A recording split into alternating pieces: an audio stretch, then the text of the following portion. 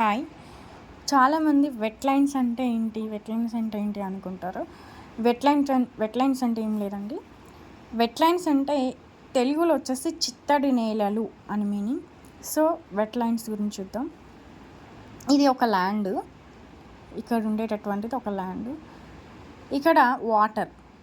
ఈ 2 కలిసే ప్రదేశాన్ని మనం వెట్‌ల్యాండ్ అంటాము. ఈ 2 కలిసే జంక్షన్‌ని వెట్‌ల్యాండ్ అంటారు.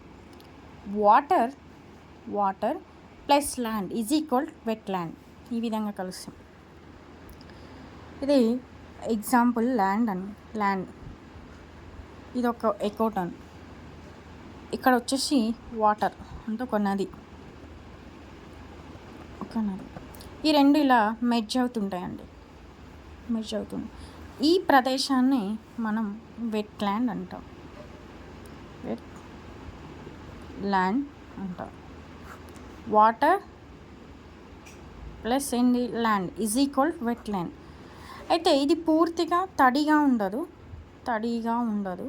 ప్లస్ పూర్తిగా నార్మల్గా ఉండదు. పూర్తిగా తడిగా ఉండదు, పూర్తిగా వెట్గా, పూర్తిగా తడిగా ఉండదు, పూర్తిగా అంటే బురదగా ఉండదు, నార్మల్గా ఉంటుంది. వీటిని అందుకనే తడి నేలలు అంటారు. ఇంకో పేరు తడి నేలలు. ఓకే, ఇవి దేనికోసం మరి చిత్తడి నేలలు అనేసి అంటే అనేకమైనటువంటి జీవ వైవిధ్యానికి, బయోడైవర్సిటీకి ఇవి నిలయంగా పనిచేస్తాయి వెట్‌ల్యాండ్స్ అనేవి. సో చాలా ఇంపార్టెంట్. Just basics. వెట్‌ల్యాండ్స్ అంటే ఈ విధంగా 2 మెర్జ్ అయి ఉంటాయి కాబట్టి మనం వెట్‌ల్యాండ్స్ అంటాం. ఓకే, ఈ పూర్తిగా తడిగా ఉంటాయి, పూర్తిగా అంటే బిగుసుగా ఉంటాయి, నార్మల్గా ఉంటాయి, అంటే బురదగా ఉంటాయి. సో ఆ నేలల్ని మనం తడి నేలలు అంటాం.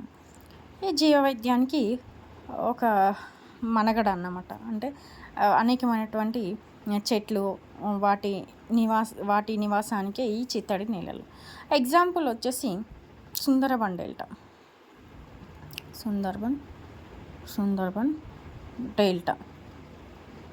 ఓకే, ఇది ఒక వెట్‌ల్యాండ్. ఇలా బిత్తరకనిక ఇలాంటివన్నీ కూడా ఒక వెట్‌ల్యాండ్స్. వీటిని తెలుగులో మరొక నేలలు కూడా అంటారు. చిత్తడి నేలలు కాకుండా మడ అడవులు కూడా అంటారు. సో దీని గురించి పూర్తిగా తెలుసుకోవాలంటే మీరు కంప్లీట్ వీడియో చూడండి. ఎందుకంటే కంపల్సరీ ఒక రికార్డ్ మెయింటైన్ చేస్తారు.